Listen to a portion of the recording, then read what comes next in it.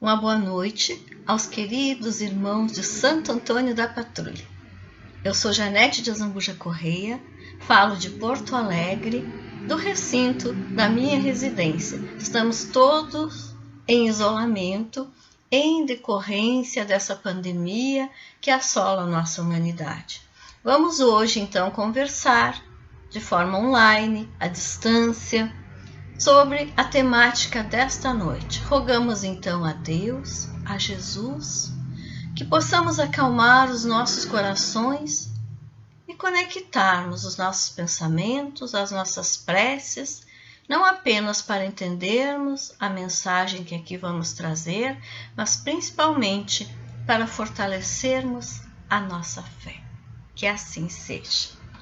E nós hoje vamos falar sobre o Livro dos Espíritos e a Revolução do Pensamento. O que esta obra trouxe para nós? O que ela pode trazer para nos ajudar nestes momentos que estamos vivenciando? Pois bem, meus irmãos, em todas as épocas em que buscamos o progresso sobre a Terra, os novos direitos surgiram sempre da derrota das ambições apaixonadas dos grupos hostis, passando para os corações, para as novas gerações, uma mensagem de esperança. Ou seja, para mudar o mundo, nós precisamos derrotar, acalmar as ambições de grupos hostis, as ambições das almas egoístas, acalmar as vaidades dos corações, para que nós possamos exercitar na face da terra direitos mínimos do ser humano. Nós passamos por muitas dificuldades. Passamos pelas fogueiras, pela Inquisição, por todo tipo de violência, até alcançarmos a tríade liberdade, igualdade, fraternidade. Mas será que já alcançamos em plenitude? Que liberdade o ser humano procura sobre a Terra? Que liberdade nós estamos prontos para exercitar? E quanto à igualdade, nós nos respeitamos enquanto irmãos, iguais, filhos do mesmo Pai? Nós exercitamos a fraternidade que nós tanto pregamos aos quatro ventos, que nós gostamos de falar, que é importante sermos fraternos. Onde está essa fraternidade? A doutrina espírita, essa revelação trazida, codificada por Kardec, oferecida pelo Espírito de Verdade, vem a clarear para nós as definições de liberdade, de igualdade, de fraternidade. Tudo isso, meus irmãos, baseado no exercício do amor aliado ao conhecimento. A sabedoria que nos une enquanto seres humanos. Pois bem, a espiritualidade preparou para nós a terceira revelação, a revelação da doutrina espírita.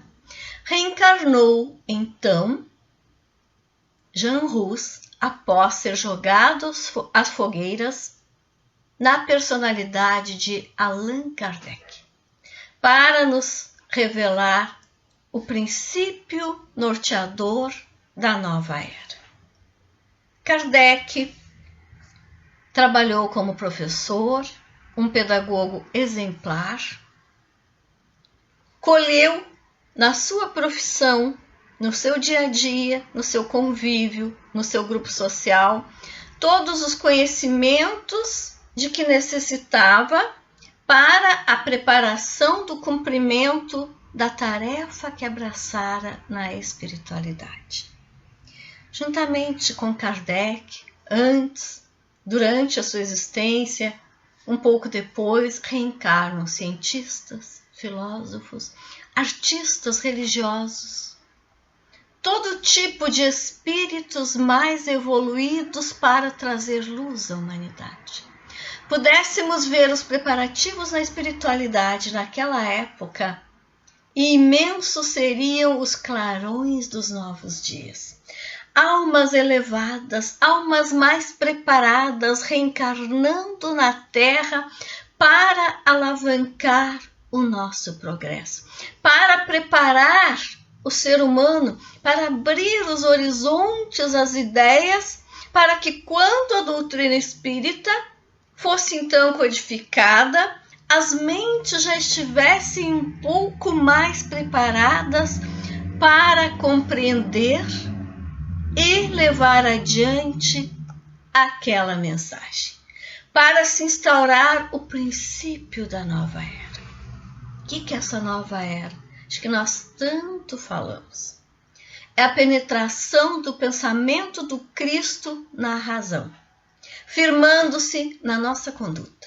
Ou seja, nós vamos sair da teoria, da mensagem do Cristo que nós deturpamos, que nós deixamos esquecida na noite da Idade Média, na longa noite da Idade Média, e vamos agora tentar compreender por meio da razão, entendendo a lógica das coisas, das leis que nos serão apresentadas, e firmando essas leis, exercitando na nossa conduta.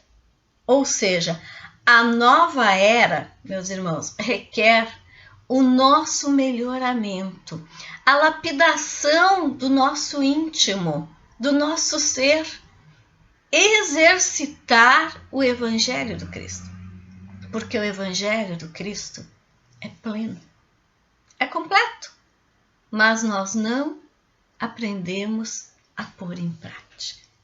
Então vem esta nova doutrina, esta revelação que nos traz a lei de causa e efeito para que nós possamos acelerar o nosso passo para essa tão prometida nova era.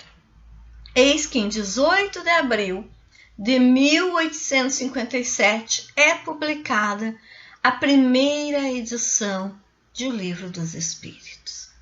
Numa época, então, que já haviam renascido algumas almas mais elevadas, mas que pouco tempo havia passado da grande noite da Idade Média, em que o conhecimento era restrito a muitos poucos, a algumas pessoas apenas, em que a discriminação era gritante, o preconceito, em que a separação de classes feria, em que a escravidão ainda existia. Então vem esta doutrina espírita pouco depois de uma época de muitas trevas sobre a Terra, na tentativa de iluminar os nossos horizontes. O Livro dos Espíritos, que tantas vezes acabou também indo para as fogueiras. Na Paris daquela época, nos dias Viana de Carvalho, as ideias surgiam pela alvorada, amadureciam ao meio-dia e feneciam ao entardecer. Ou seja, tudo passava muito rápido. Haviam muitos modismos em Paris. Então, o que se pensava pela manhã poderia ser bem diferente já do que seria pensado ao entardecer. Tanto que as mesas girantes foram ridicularizadas em alguns salões de Paris. Viraram diversão das classes mais abastadas. Mas, apesar disso, nada é por acaso. O período em que a doutrina espírita vem sendo revelada até nós é exatamente o período em que foi planejado que ela nos fosse revelada. Ou seja, a humanidade, apesar de todas as imperfeições, de todos esses problemas, estava pronta para receber essa revelação. Mais do que pronta, necessitava urgentemente desses esclarecimentos para se melhorar, para diminuir os sofrimentos, para diminuir a falta de conhecimento dos seres humanos, para nos mostrar que é possível fazer dias melhores. Então, Viana de Carvalho continua e nos diz que o conteúdo desse livro magistral, o Livro dos Espíritos, fincou bases duradouras e enfrentou os arranzéis costumeiros, permanecendo irretocável pelos tempos do porvir.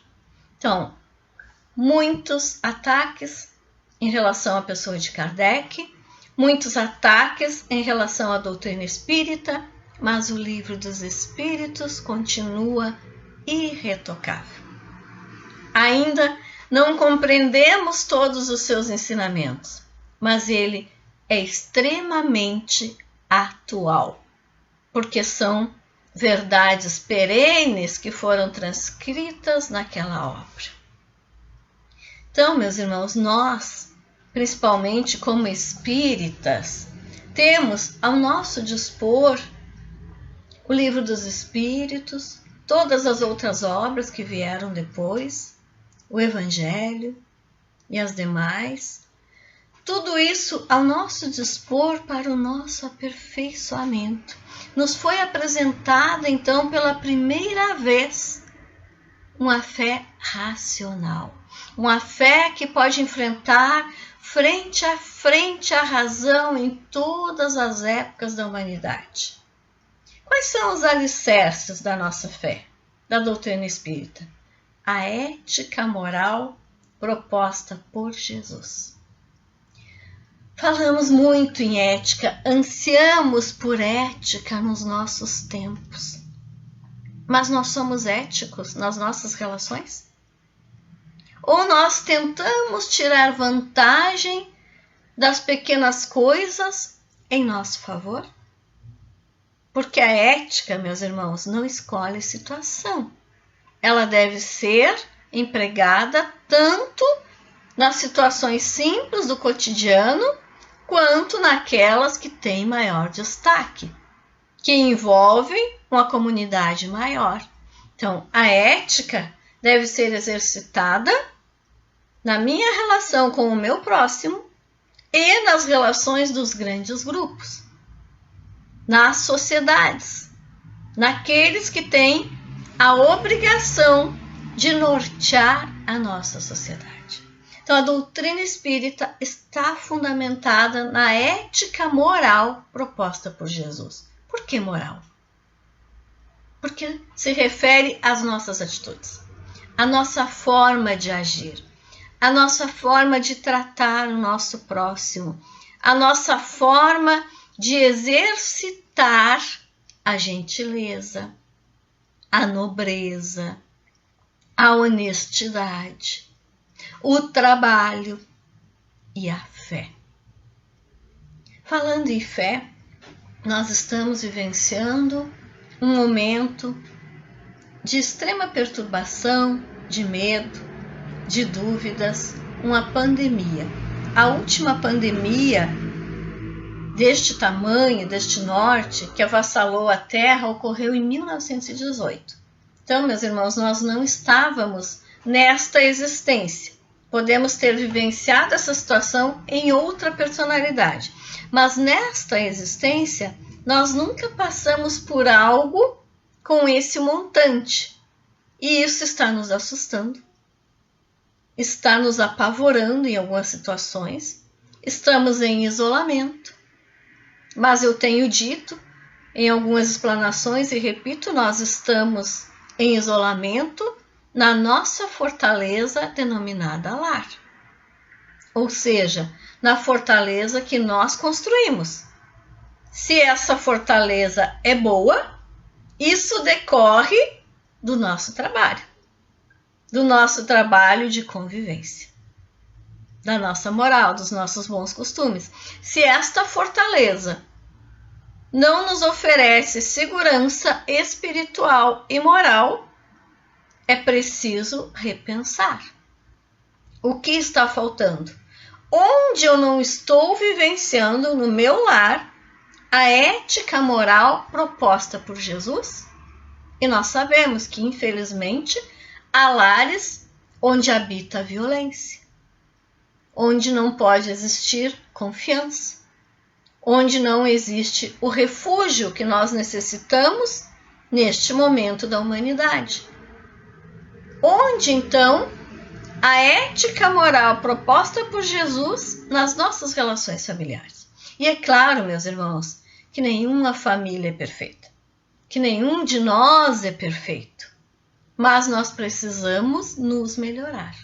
Nós precisamos buscar essa melhoria no dia a dia, para que em momentos de perigo extremo, de medo, como nós estamos vivenciando agora, nós tenhamos no nosso lar, junto aos nossos familiares, junto àqueles que habitam este ambiente junto conosco, a segurança, a proteção, o aconchego, o carinho que nos fortalece a cada dia para retomar a nossa luta, a ética nas relações mais íntimas. Seguindo a nossa explanação, o Espiritismo veio, meus irmãos, para iluminar e acalmar as consciências em sombras e tormentos, propondo o modelo do homem de bem, do homem ideal que nós ainda não alcançamos, que se faz construir com os equipamentos do amor, do conhecimento e da experiência em torno da própria imortalidade. Aqui temos vários itens a conversar. O Espiritismo veio iluminar e acalmar consciências em sombras e tormentos. Essas consciências em sombras e tormentos somos a grande maioria de nós, que reencarnamos para expiar os nossos erros do passado, que reencarnamos para reequilibrar as nossas emoções, porque os nossos tormentos são interiores. Quando nós encontramos a paz interior, nada é capaz de nos abalar. Além disso, o Espiritismo nos propõe o modelo do homem de bem. Todos nós falamos no homem de bem, o homem ideal, o homem do amanhã, o homem da nova era. O que é esse homem de bem? É aquele que respeita a lei de justiça, de amor e de caridade. Temos que ser fortes, temos que ser prudentes e justos, como nos diria Eurípides Barçanufo. Fortaleza diante das dificuldades, prudência diante das nossas próprias reações, justiça em relação às situações que nos ocorrem, em relação ao nosso próximo. Fazer o bem, aprender a cada dia, nos arrependermos dos nossos erros e tentarmos nos modificar, recomeçar sempre. Esse é o homem de bem que está ao nosso alcance. É aquele que procura a modificação pessoal. É aquele que procura o seu aprimoramento. E nos diz ainda esta questão, que se faz construir com os equipamentos do amor, do conhecimento. Equipamentos do amor. Onde é que nós exercitamos o amor? Na convivência. Amando o nosso próximo. Amando aqueles que nos são mais caros, mas amando a toda a humanidade. Desejando bem a todos aqueles que passam pela nossa caminhada. Por mais que não tenham afinidade para conosco, por mais que possam até mesmo nos irritar, que sejam pessoas diferentes, que nos desafiem, que nos maltratem, porque amar é desejar o bem, é desejar a melhoria do nosso próximo, o bem-estar. Amar é esquecer a vaidade e o orgulho, perdoar as ofensas dos nossos ofensores. Utilizar ainda o conhecimento. O que é esse conhecimento? É estudar tão somente as obras básicas? É claro que é preciso estudar, mas acima de tudo interiorizar o conhecimento. Refletir sobre ele. E refletir é trazer cada aprendizado para a minha vivência pessoal, para aqueles erros que eu ainda não consegui reajustar, para aquelas dificuldades que eu ainda não consegui aparar. É a prática da lição. Esse é o verdadeiro conhecimento. A experiência que nós falamos em torno da própria imortalidade.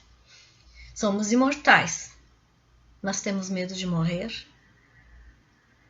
É claro que a lei de preservação nos faz ter este medo de morrer. Mas sendo imortais, nós sabemos que a nossa responsabilidade não cessa. A responsabilidade por tudo aquilo que nós não ajustarmos agora nos acompanhará na espiritualidade, porque somos imortais. A nossa consciência nos acompanha.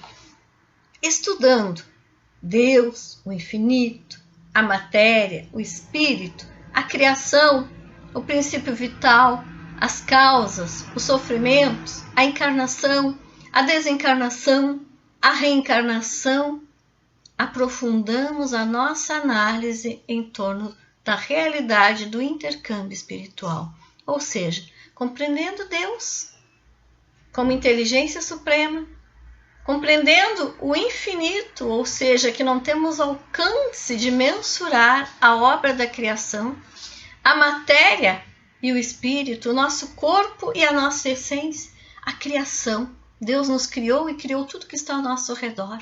O princípio vital, o que nos dá a vida, o que anima todos os seres vivos. As causas e os sofrimentos, a lei de causa e efeito. A encarnação, nascer. A beleza do nascimento, de uma nova oportunidade. A desencarnação, a beleza do retorno ao nosso lar espiritual.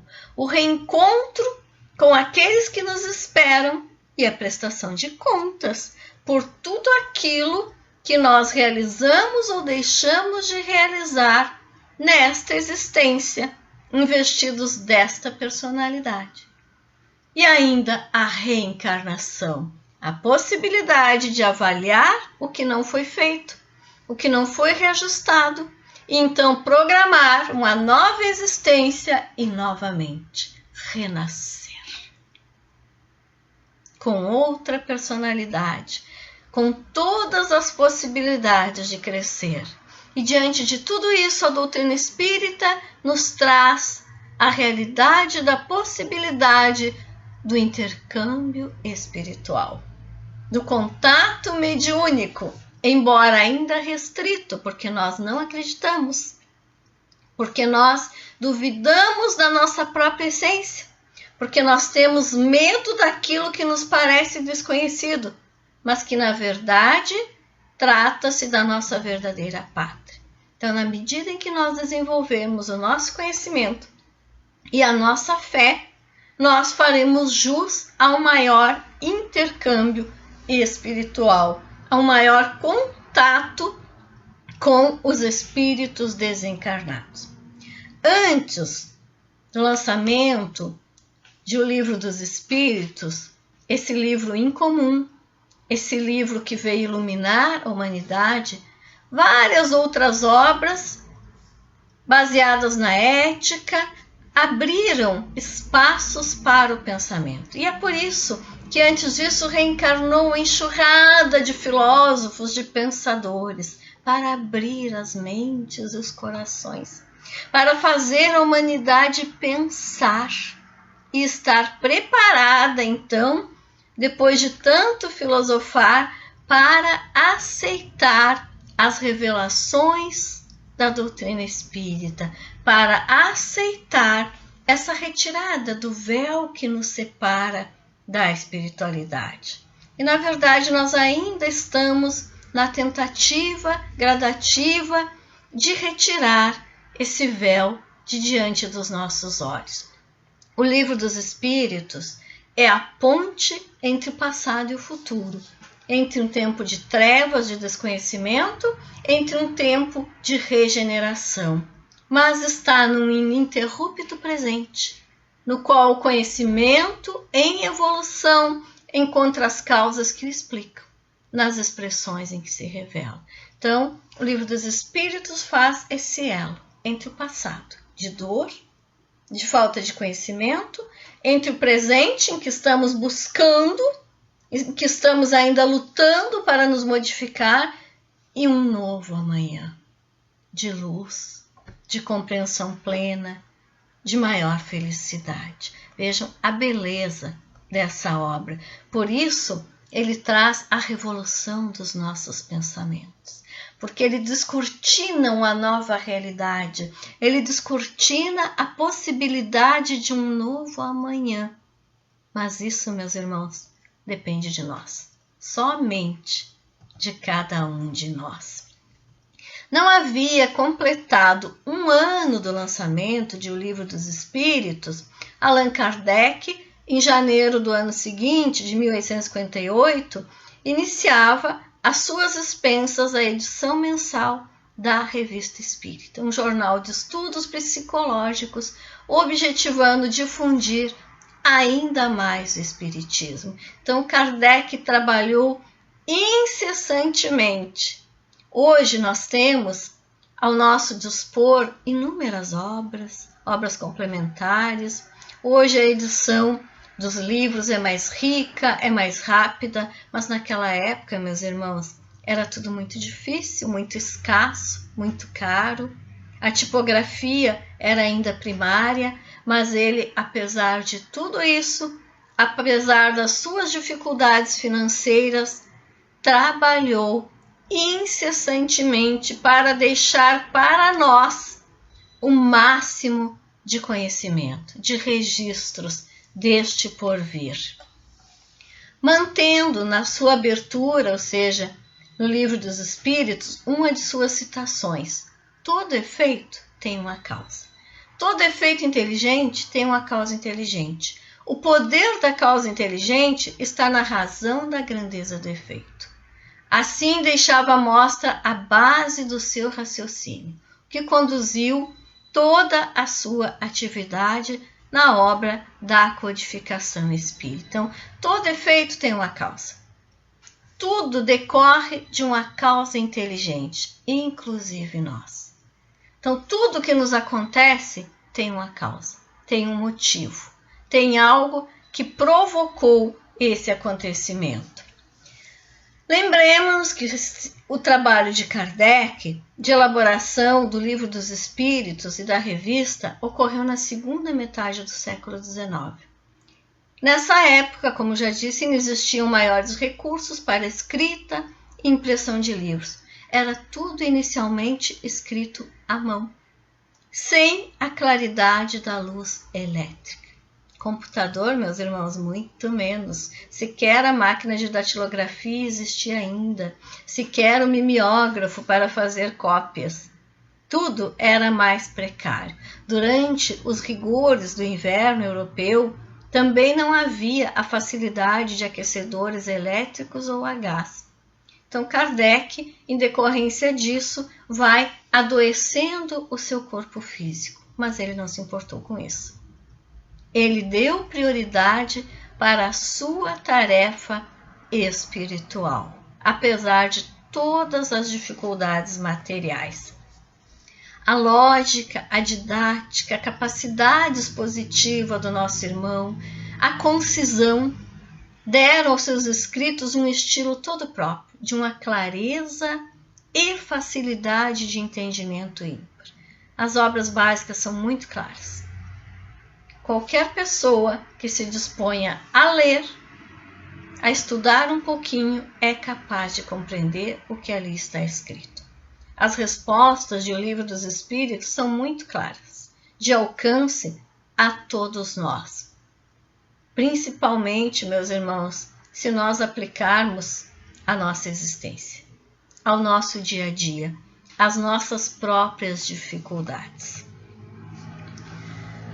Trago para os irmãos uma mensagem ditada pelo espírito Barbaré, que foi publicada na Revista Espírita de outubro de 1862, que nos diz assim: buscai na palavra a sobriedade e a concisão. Poucas palavras, muitas coisas. A linguagem é como a harmonia. Quanto mais erudita quisermos torná-la, menos melodiosa. A verdadeira ciência é sempre aquela que impressiona. Não alguns sibaritas entediados, mas a massa inteligente que desde muito tempo é desviada do caminho do verdadeiro belo, que é o da simplicidade. A simplicidade de Kardec, a simplicidade das almas elevadas. E a mensagem continua dizendo: a exemplo de seu mestre, os discípulos do Cristo haviam adquirido esse profundo saber de bem dizer sobriamente, e seu falar, como o de Jesus, era marcado por essa graça delicada, essa profundeza que em nossos dias, numa árvore em que tudo mente ao nosso redor, fazem ainda das grandes vozes do Cristo e dos apóstolos modelos inimitáveis de concisão e de precisão. Assim como Cristo, assim como os apóstolos, Kardec teve e tem na espiritualidade, com certeza, este poder de concisão, de resumo, de esclarecimento, de clareza, este poder de iluminar as almas e os corações. Este livro, o Livro dos Espíritos, revolucionou os nossos tempos, revolucionou a humanidade, aclarou os nossos pensamentos, nos colocou, enquanto espíritas que somos hoje, na responsabilidade de iluminarmos todos aqueles que se aproximam de nós, difundindo a mensagem do Cristo, difundindo o esclarecimento acerca da nossa essência espiritual. Nós somos espíritos, nós não morremos, a nossa essência continua sempre.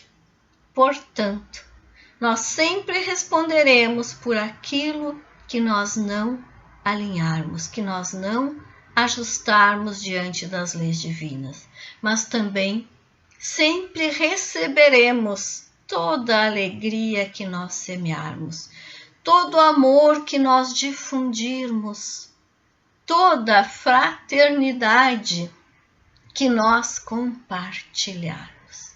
Que nestes dias de dúvida, de medo, de isolamento, nós possamos elevar os nossos pensamentos ao Cristo, ao Pai, a Deus bondoso, e agradecer pelo dom da vida, pelo nosso corpo físico, pelo alimento, pela oportunidade desta existência, por esta personalidade que investimos agora, por todos os seres que nos rodeiam, pelos entes queridos que nos dão afeto, pelos desafetos que nos ensinam a perdoar e nos provocam a nos tornarmos melhores.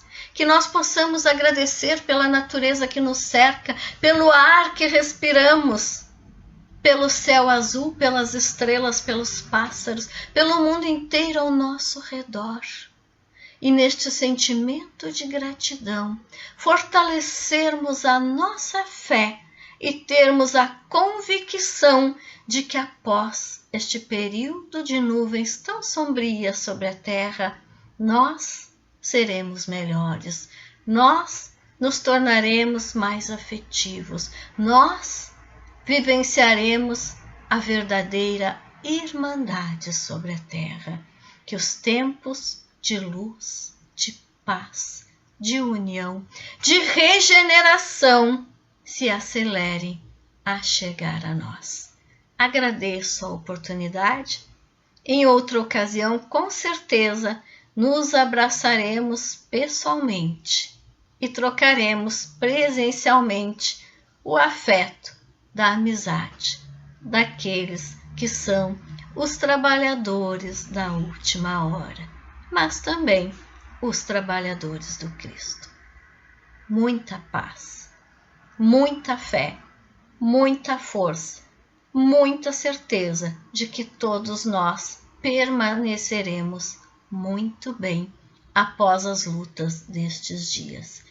Que a luz do Pai bondoso aqueça os corações de todos que me ouvem e ilumine a todos os lares, não apenas daqueles que habitam a terra, mas de todos os seres do infinito. Que assim seja. Uma boa noite.